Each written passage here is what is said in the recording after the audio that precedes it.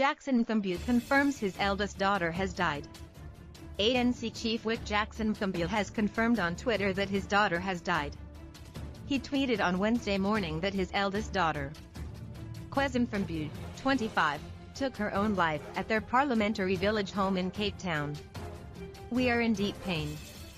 We don't know what led her to take her own life at such a tender age of 25 years," he said on Twitter. Mthembu has previously expressed his devastation by his firstborn son who was addicted to drugs.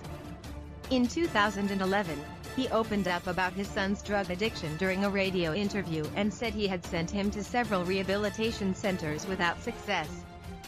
In an interview with 702, Mthembu said his son had been treated at least 6 times at addiction centers, and through counseling they had learned that his son had become an addict while in grade 7.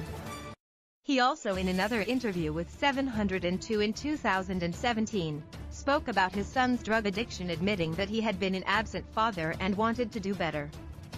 The ANC said in a statement that it was saddened by the news. "The loss of a life so young and promising is tragic, and no parent deserves the pain of losing a child at the prime of her life." The ANC conveys its deepest condolences to the Mthembu family, and we will keep them in our thoughts and prayers in their time of grief, acting national spokesperson Dakota Lagoate said in a statement. The ANC in the Western Cape also sent its condolences to Mthembu's family.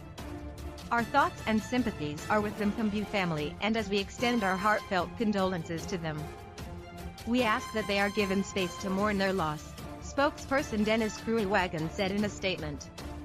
Democratic Alliance leader Muthi Maimene sent a message of condolence in reply to Mthembu's announcement, setting aside political differences, referring to him as "my brother" and fellow MP in his tweet.